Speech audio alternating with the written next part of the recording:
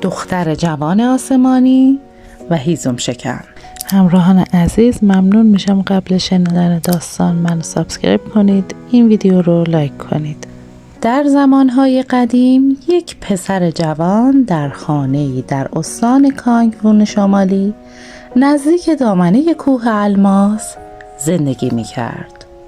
او خیلی فقیر بود، به همین خاطر برای به دست آوردن پول هر روز به کوه میرفت و هیزم میشکست و به همسایه ها میفروخت.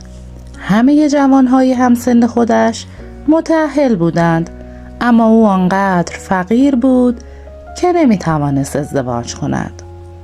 او جوان صادق و درست کاری بود و خیلی کار میکرد و هرگز از کار سخت شکایت نمیکرد. مردم دهکده میگفتند اگه خورشید یک روز نتابه امکان نداره که صدای تبرش روی کوه شنیده نشه. یک روز که طبق معمول مشغول شکستن هیزم روی کوه بود، صدای کسی را شنید که دارد روی برگ ها به دنبال او می دود. خیلی عجیب به نظر می رسید. او 1 دقیقه دست از کار کشید. گوزن جوانی را دید که هراسان به دنبال او می دود. وقتی گوزن به او رسید نفس می زد و خیلی ترسیده بود. او صادقانه از پسر خواست که به او کمک کند، چون در خطر بزرگی بود. پسر فوراً او را زیر کپه‌ای از چوب‌هایی که شکسته بود پنهان کرد. سپس دوباره به کار مشغول شد، انگار که اتفاقی نیفتاده است. در همان لحظه یک شکارچی نفس زنان به سمت پسر آمد و به او گفت: پسر، دنبال یک گوزن می‌گردم که به سوی همینجا دوید. تو ندیدیش؟ شکارچی نیرومند در حالی که تیر و کمان در دستانش بود مقابل هیزم شکن ایستاد. شکارچی با راه‌های کوه به اندازه کافی آشنا بود، اما در میان درخت‌ها و روی شیب‌های تند به سختی حرکت می‌کرد. هیزم شکن به پسر نگاه کرد و گفت: بله دیدمش، نزدیک همینجا دوید و به پایین دره رفت. نمیدونم بعدش کجا رفت. شکارچی بدون تأمل به پایین کوه دوید. بعد گوزن جوان از زیر کپه هیزم هایی که قایم شده بود بیرون آمد. جرأت نفس کشیدن نداشت و در حالی که با گریه از هیزم شکن تشکر میکرد گفت: تو زندگی منو از خطر مرگ نجات دادی و من واقعا به تو مدیونم. برای اینکه محبت تو رو جبران کنم به تو چیزی رو میم که برات موفقیت و شادی میاره. فردا بعد از ظهر قبل از ساعت 2 به بالای کوه الماس برو و وقتی رسیدی به پای رنگین کمان، دریاچه هایی که بین قله های کوه قرار دارند، خودت رو میان بوته های کنار دریاچه پنهان کن. بعد تو 8 دختر جوان آسمانی رو میبینی که از یک آسمون به پایین میان تا توی دریاچه حمام کنن. وقتی که مشغول حمام کردن هستن، لباس های زیر ابریشمیشون رو روی درخت کاج نزدیک دریاچه آویزون میکنن. نذار ببیننت. یواشکی برو یکی از لباس ها رو قایم کن. بعد از حمام کردن یکی از اونها نمیتونه به آسمون برگرده. پیش اون برو، بهش خوش آمد بگو، او با تو خواهد آمد. تو با او خوشبخت خواهی شد و صاحب بچه هایی خواهی شد. اما تا وقتی که صاحب 4 بچه نشدی نباید لباس ها رو به او برگردونی. بعد از گفتن این حرف ها گوزن ناپدید شد و پسر را در حالی که از آنچه شنیده بود لذت می برد ترک کرد. صبح روز بعد پسر جوان زود از خواب بیدار شد و از قله کوه الماس بالا رفت. در آنجا 8 دریاچه وجود داشت. کوه به قدری زیبا بود که یک مثل قدیمی میگوید تا زمانی که کوه الماس را ندیدی نمیتوانی راجع به منظره زیبا صحبت کنی. کوه الماس مکانی است که دور از هیاهوی زندگی روزمره قرار گرفته است و از زمانهای قدیم مکانی مقدس به شمار می رفته، به طوری که معابد زیادی در آنجا ساخته شده است.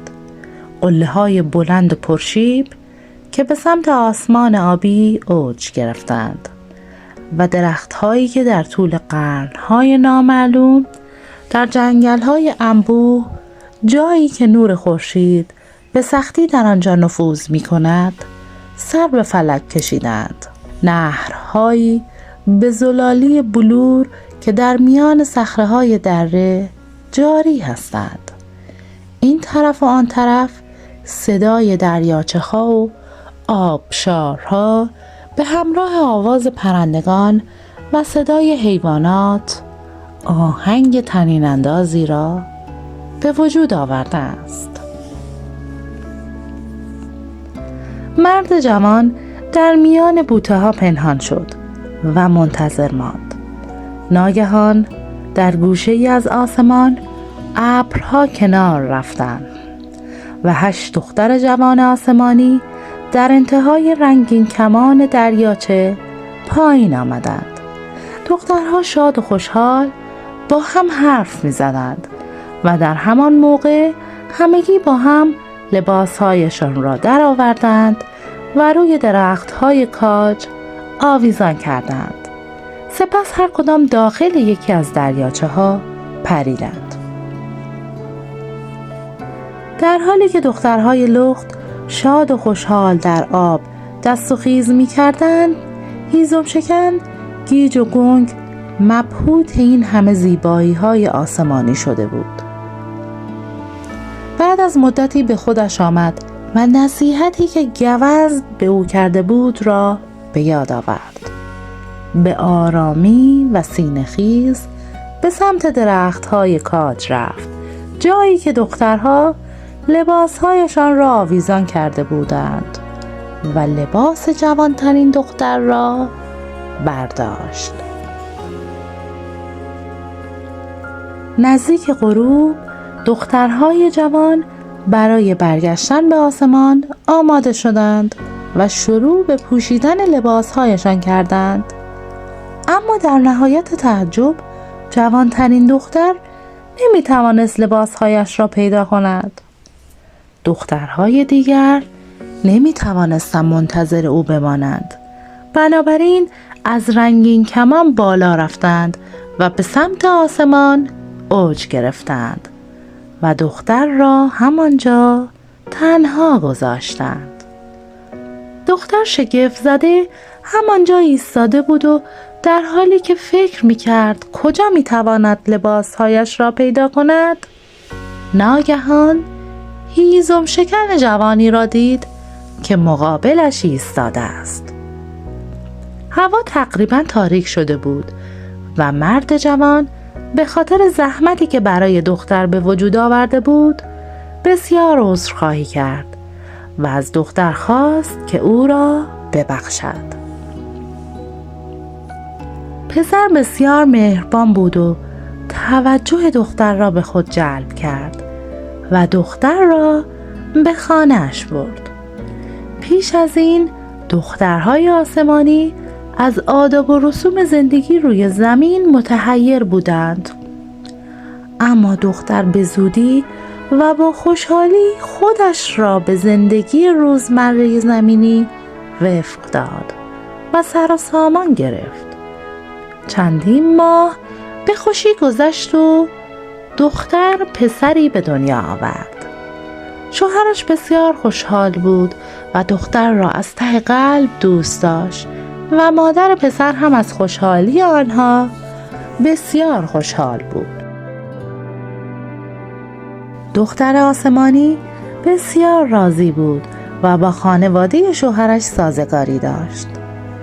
وقتی فرزند دومشان به دنیا آمد، آنها خوشحال‌تر از قبل بودند. یک روز زن از شوهرش خواست تا لباسهایش را به او برگرداند و رو به شوهرش کرد و گفت من برای تو 2 بچه به دنیا آوردم، تو به من اعتماد نداری؟ اما شوهرش ممانعت کرد و از این می ترسید که او بچه ها را روی دستش بگذارد و با خودش ببرد. وقتی بچه سومشان به دنیا آمد، زن دوباره صادقانه از شوهرش درخواست کرد که لباسهایش را برگرداند. او برای شوهرش غذاهای خوشمزه و نوشیدنی آماده می کرد و سعی می کرد که شک شوهرش را کم کند.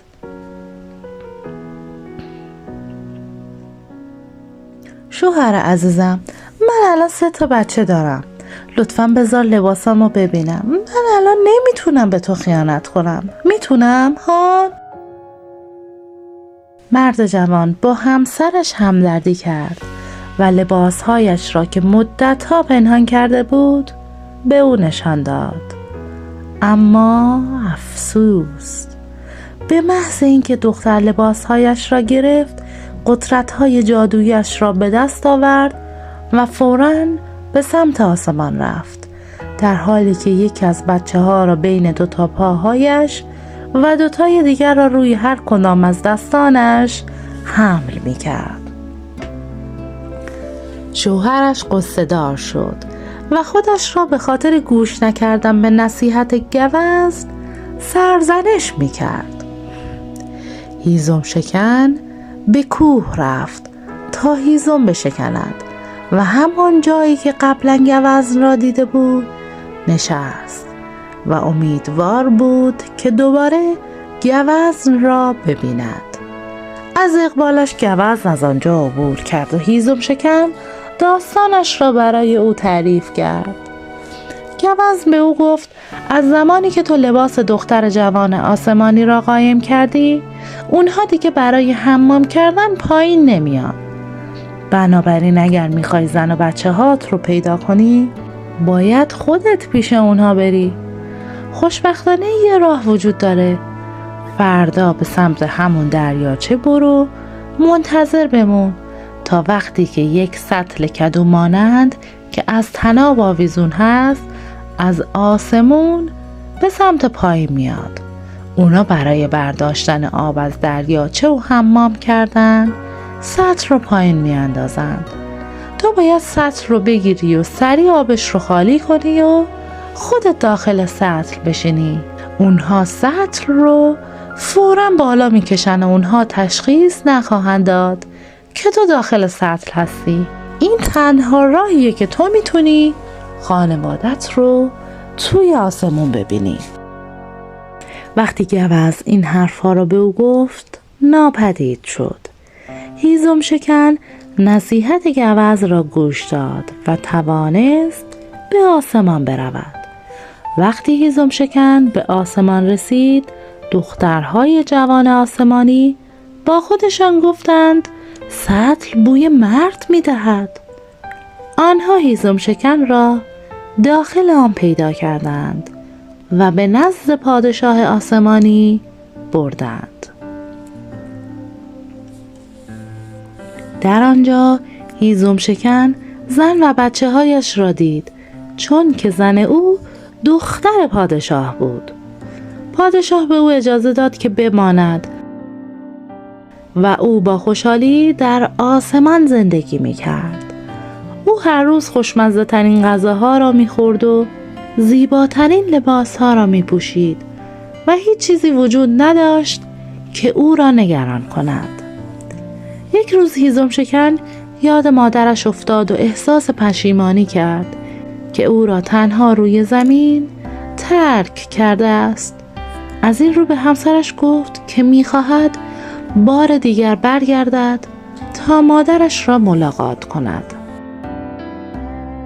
همسرش به او التماس کرد که نرود، چون اگر او یک بار دیگر مادرش را ملاقات می‌کرد دیگر قادر نبود به آسمان برگردد.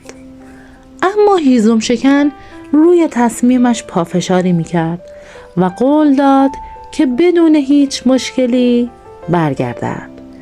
در نهایت زن تسلیم التماس‌های شوهرش شد و گفت من به تو اسب اژدها مانندی میدم، تو سوار اسب شو و اسب تو رو در یک چشم هم زدن به سمت زمین خواهد برد، اما هر کاری که میکنی نباید از اسب پیاده شی، چون اگه پاهات یک بار به زمین بخوره دیگه نمیتونی پیش من برگردی.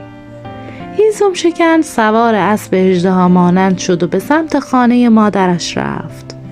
مادرش از دیدن دوباره پسرش بعد از مدت‌های طولانی بسیار خوشحال شد. آنها با خوشحالی با هم صحبت کردند و دل دادند و قلوه گرفتند.